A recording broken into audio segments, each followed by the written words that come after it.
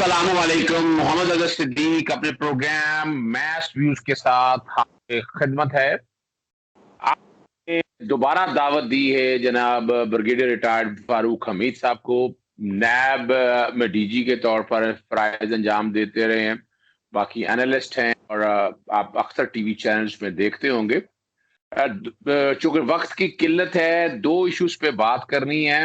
अगर तो एक ही टाइम पे दोनों इश्यूज कवर हो गए तो ठीक है, वरना उनके लिए हम उनके साथ एक अलहदा प्रोग्राम करेंगे। सबसे पहला इशू जिसपे जनाब फारूक साहब आपकी राय चाहिए, एक अभी हुदैबिया पेपर खुलने का मामला आप देख रहे हैं, उसके अंदर भी मनी लॉन्ड्रिंग और प्रॉपर्टीज की परचेज और वो सारी चीजें रिकॉर्ड पे मौजूद हैं।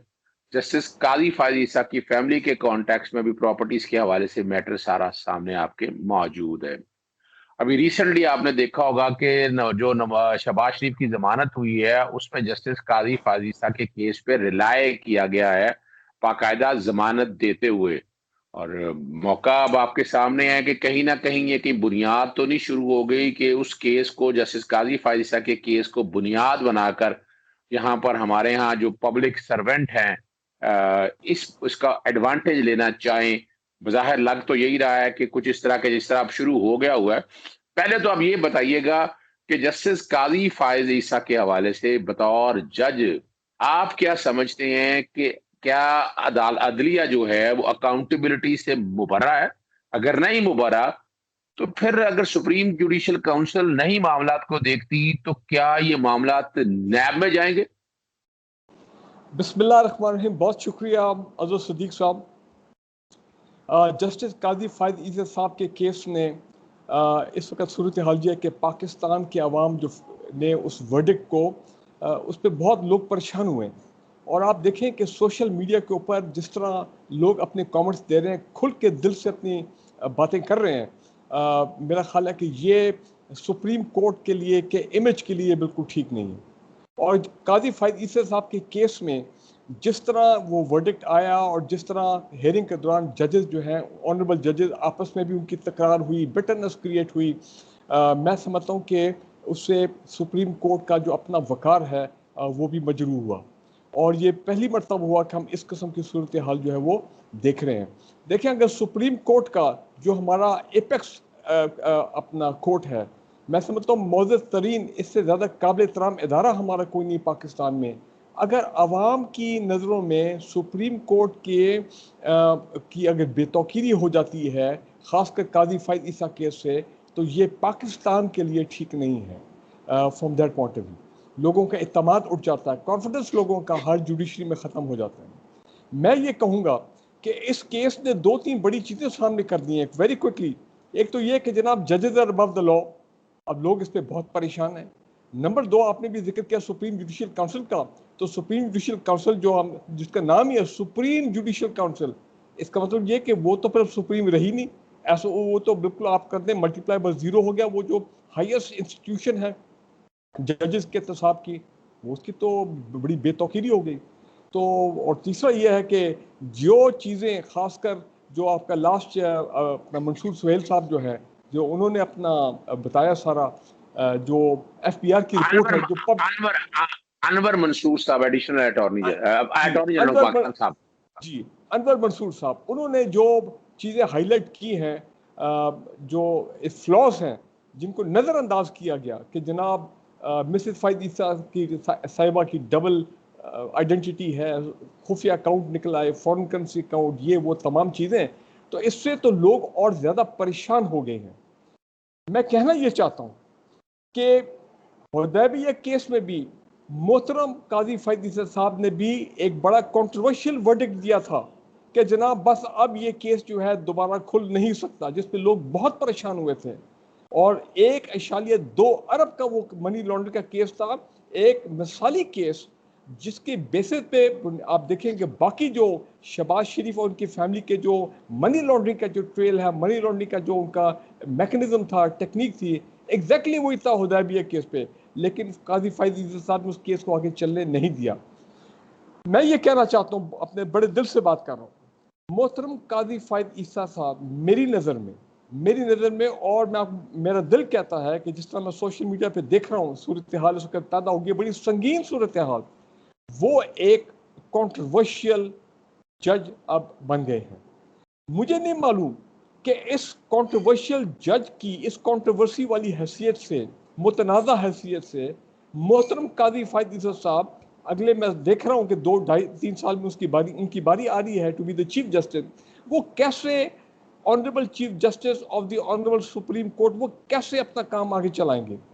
मैं तो ये समझता हूँ अगर मैं उनकी जगह हूँ और उनको अगर ज़रा भी ख्याल हो कि सुप्रीम कोर्ट की इज्जत का, सुप्रीम कोर्ट के इमेज का, तो उनको स्टेप डाउन कर देना चाहिए ग्रेसफुली एंड विद ऑनर कि जी ठीक है, जो हो गया सो हो गया, मैं सुप्रीम कोर्ट को मज़ीद उसके इमेज को ख़राब नहीं करना चाहता और मैं स्टेप डाउन कर रहा हूँ। वो अगर करेंगे, रिज़ाइन करेंगे वॉलंटरली, मैं समझता हूँ कि वो एक बहुत ही अच्छा फैसला होगा और लोग उनके फैसले की तारीफ करेंगे। अब आ गया हो जी, मैं जी, अभी यहीं आपसे एक बात और मैंने आपकी करनी है। आपने देखिए आपने तो इन ऑल फेयरनेस और मोरालिटी के हाई स्टैंडर्ड सामने रखते हुए ये बातें की हैं। बिल्कुल, लेकिन एक सवाल जो अभी तक जो बात है ना कि हम 2019 से ये सारे मामले को देख रहे हैं, जब ये चीज़ें सारी सामने आईं और अभी तक वो मनी ट्रेल के हवाले से जैसे अनवर मंसूर साहब ने बड़ा क्लियरली बता दिया कि वो जो पैसा फॉरेन करेंसी अकाउंट में पार्क नहीं पार्क हुआ, वो उसका सोर्स कोई अवेलेबल नहीं है। एग्रीकल्चरल इनकम जो कहा जा रहा था वो क्लोज हो गई थी, कोई एग्रीकल्चर होल्डिंग नहीं थी 2013 में, जब 2013 या 14 के अंदर गालबन 2000 12 और 13 के अंदर ये हुदैबिया का केस 2012 में आया था, जब आपस में डिसीजन जो कि हमने हुदैबिया केस की तरफ आगे जाना है। 2012 के अंदर डिवीजन बेंच था। डिवीजन बेंच ने जब डाइसेंट आया था तो 1 साल बाद ये केस दोबारा लगा था जब नवाज शरीफ की अपनी हुकूमत आ गई थी। हुकूमत ही, और बिल्कुल, कमाल की बात है कि उनका पैरा नंबर 16 के अंदर वो फैसला मैंने आपकी नॉलेज के लिए बता देता हूँ कि एक जज ने कहा कि क्वैश कर दें, दूसरे जज ने कहा क्वैश हो जाए लेकिन री इन्वेस्टिगेशन का इख्तियार कानून के मुताबिक रहे। अब जब वो नवाज शरीफ साहब की गवर्नमेंट आ गई, तो additional attorney general Naseer Ahmed Bhutta साहब जो पाकिस्तान मुस्लिम लीग नून लॉयर्स फोरम के सदर थे, वो पेश होते बिल्कुल। हैं और वो कहते हैं कि इस केस को क्लोज कर दिया जाए, री इन्वेस्टिगेशन हो ही नहीं सकती है।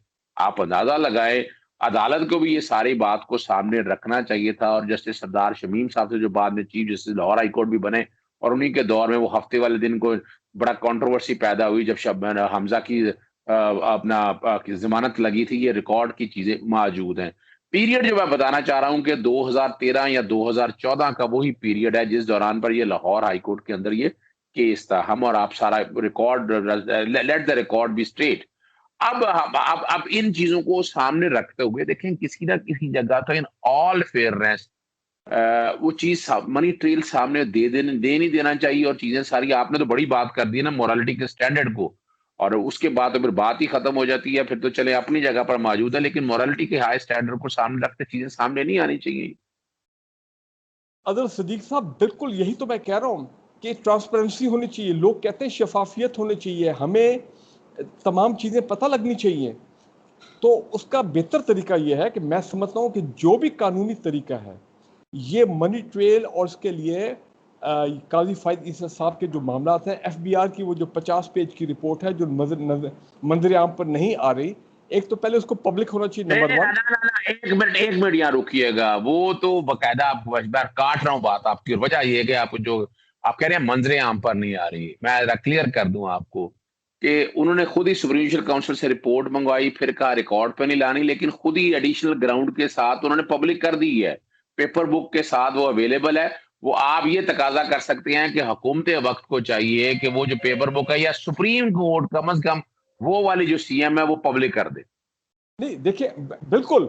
और उसके ऊपर हुकूमत को जो भी कानूनी तरीका है, अब देखें यहाँ पे बात आ जाती है honourable chief justice of the supreme court. सब लोगों की नजरें इस वक्त ऑनरेबल चीफ जस्टिस साहब की तरफ है। हम लोग उनकी बहुत इज्जत करते हैं, खासकर जिस तरह उन्होंने कराची के मामला किए, ये नई एहतसाब अदालतें बनने में ये उनका इनिशिएटिव है चीफ जस्टिस गुलजार साहब का।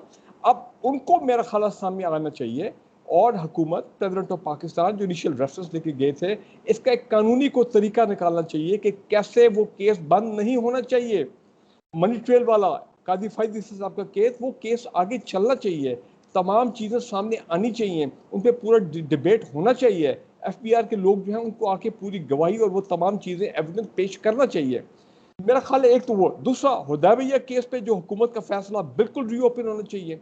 ये वही केस अगर आपको याद हो जिसमें 27 पेजेस, मुझे शायद फिगर भी याद है, 27 पेजेस का हैंड रिटन इतराफ़ जुर्म, वो जो वादा माफ गवा इसहाक डार साहब, जिन्होंने ये सारा शरीफ फैमिली का ये हुदैबिया पेपर मिल का ये मनी लॉन्ड्रिंग का पूरा निज़ाम जो बनाया था और उसको इम्प्लीमेंट किया था, और आपको पता है कि वो एक प्रॉपर मजिस्ट्रेट के सामने उन्होंने अपना वो बयान दिया था। बाद में वो जब पावर में आए तो वो मुकर गए कि नहीं जी ये तो ज़बरदस्ती में से लिया गया था। वो 27 पेजेस का बयान मौजूद है, हैंड रिटन, उनकी अपनी अपनी अपनी हैंड राइटिंग में, इसहाक डार साहब। वो केस बिल्कुल खुलना चाहिए। बेशक इस वक्त कुछ ऐसे एलिमेंट्स होंगे, प्रो शरीफ एलिमेंट्स, चाहे वो आला अदलिया में हों चाहे जिधर हों, हमारे मोहतरम लॉयर्स कम्युनिटी में, जिनकी कोशिश होगी कि इस मामले को फिर स्टॉल किया जाए कि क्यों जी एक दफ़ा केस ख़त्म हो गया और रेफरेंस क्वाश होगा तो फिर दोबारा खुल नहीं सकता, जिसमें काजी फायद साहब का मेरे ख्याल वर्डिक्ट इसमें आया था कि अब ये नहीं हो सकता। तो कहने का मेरा मतलब ये कि काजी फायद ईसा का इंतज़ाम का इधर भी एक बड़ा कंट्रोवर्शियल रोल जो है वो सामने आता है, और जिस तरह वो फेक अकाउंट्स किए कि जाली अकाउंट, तो ये चीज़ भी सामने आनी चाहिए। अब मैं आ रहा हूँ क्विकली लाहौर हाई कोर्ट पे। देखिए अपना अदर साहब, एक वक्त होता था कि सुप्रीम कोर्ट बहुत कम खबरों में होता था, मैं कई दिहाइयों पहले की बात कर रहा हूँ। सारे बड़े फैसले हमारे मोहतरम लाहौर हाई कोर्ट में, बड़े बड़े फैसले पाकिस्तान के लाहौर हाई कोर्ट में फैसले होते थे, और बहुत रेयर होता था कि हम सुप्रीम कोर्ट की कोई बात सुनते थे। अब हो ये रहा है कि जाहिर बात है बड़े फैसले सुप्रीम कोर्ट में भी जा रहे हैं, लेकिन लाहौर हाई कोर्ट का कभी इतना इमेज ख़राब नहीं हुआ जितना ये शरीफ फैमिली को की जो प्रोफेशनल ट्रीटमेंट है। एक ही दिन जनाब पिटीशन आती है, उसी दिन कार्रवाई होती है, उसी दिन फैसला हो जाता है, और जिस तरह की पता नहीं जल्दबाजी है क्या वजह है। मैं खासकर जो शहबाज शरीफ साहब को देखे ना, मनी लॉन्ड्रिंग का केस है, 7.3 बिलियन का एसेट्स वाला केस है अपना शहबाज शरीफ साहब का। उनको अगर आप बाहर जाने देते हैं और वो अगर नवाज शरीफ साहब की तरफ वापस नहीं आते हैं, तो मुझे बताएं कि वो जो केस चल रहे हैं अपना उनके मेगा मनी लॉन्ड्रिंग और ये एहतसाब अदालतों में एसेट बियॉन्ड मीन्स वाले केस, उन केसेस का क्या बनेगा। और मैं यहाँ पे ये भी कहता चलूँ कि मेरी लेटेस्ट खबर के मुताबिक अभी तक वो 3 मोहतरम अकाउंटेबिलिटी कोर्ट के जजेस जो ये तमाम शरीफ फैमिली के और बाकी मेगा करप्शन स्कैम्स के केसेस सुन रहे थे लाहौर में एहतसाब अदालतों में, 5 अदालतें हैं, 3 वो जज साहिबान वो पोस्ट ट्रांसफर कर दिए गए आज से 2-2.5 महीने पहले, और अभी तक उनकी रिप्लेसमेंट नहीं आई। मैं तो खबर ये सुनता रहता हूँ कि जब कोई ये हेयरिंग का दिन आता है तो वो ड्यूटी जज साहब होते हैं, जो भी मैकेनिज्म है वो 2-2.5 महीने की या लंबी तारीख दे देते हैं। कहने का मतलब ये है कि यहाँ पे भी मैं समझता हूँ मोहतरम लाहौर हाई कोर्ट को चाहिए कि जो इंसाफ का तकाजा है, और देखें ना यही हमारे honourable chief justice supreme court साहब ने पिछले साल का कहा हुआ, 1 साल पहले का, कि आई वांट स्पीडी ट्रायल्स, जो मौजूदा केसेस हैं उनकी भी स्पीडी ट्रायल होनी चाहिए, और प्लस वो जो 30 एहतसाब अदालतें हैं वो 120 वो इमीडिएटली कायम की जाए। चलो 120 तो एडमिनिस्ट्रेटिवली नॉट पॉसिबल, लेकिन वो 30 का भी आप देखें ऑन ग्राउंड अभी तक 2-2.5 महीने हो गए, गवर्नमेंट की तरफ से शायद पूरा काम हो गया है, लेकिन जजेस जो हैं वो तैनात नहीं हो रहे। तो क्या हो रहा है, एहतसाब का अमल जो है जिसको तेज चलना है, पाकिस्तान के अवाम की डिमांड है कि एहतसाब के अमल को तेज चलाया जाए ताकि इन फैसलों का ये केसेस का फैसला हो, वो नहीं हो रहा। और आप देखें इसमें अब मैं क्या कहूँ कि ये कौन कौन लोग जो हैं जो एहतसाब के प्रोसेस को सबोटाज करना चाहते हैं, को डिले करना चाहते हैं, और वो इसको आगे चलने नहीं दे रहे। अभी शहबाज शरीफ साहब अगर बाहर चले जाते हैं, वो अलग बात है कि अब जनाब मैं कहता हूँ रियासत ने अपना फिर hats off to that FIA inspector, that lady inspector at the airport, कमाल कर दिया। उसने कहा ये आपका मामला है, मेरा मसला नहीं है, ये लाहौर हाई कोर्ट की का फैसला जनाब शहबाज शरीफ साहब, मेरे कंप्यूटर के ऊपर अभी डेटा अपडेट नहीं हुआ, तो लिहाजा sorry you can not leave the country. तो again hats off to that lady. लेकिन अब वो नैब ने फैसला कर दिया, नैब लाहौर जिन्होंने बड़ी मेहनत की है, बड़ी मेहनत, इतनी मेहनत हमारे वक्त पे नहीं होती थी, मैं आपको ये भी बता दूं, जितना पिछले 5 साल में ये नैब लाहौर ने जो मेहनत की है, ये चीफ जस्टिस साहब जो आए हैं नैब के चेयरमैन, कि अब वो दोबारा जा रहे हैं अपील में इन दी सुप्रीम कोर्ट, ये शहबाज शरीफ साहब के केस में, दे आर गोइंग अगेन, और दाबिया केस जो है वो रीओपन होगा। सो कहने का अच्छा, मेरा एक मतलब मैं ये है। अब ना, आप यहाँ असल में फारूक साहब, मैं इंटरप्ट कर रहा हूँ माजरत के साथ, चूंकि हमारा प्रोग्राम काफी लंबा हो गया। हमने ना जरा नैब के कॉन्टेक्स्ट में चूंकि काफी बातें होने वाली हैं, हम एक और प्रोग्राम में इस जहां से ये सिलसिला टूटा है इसी से हम लेकर चलेंगे। अभी फिलहाल इस प्रोग्राम में इजाजत दीजिएगा। अस्सलाम वालेकुम, खुदा हाफिज, पाकिस्तान जिंदाबाद।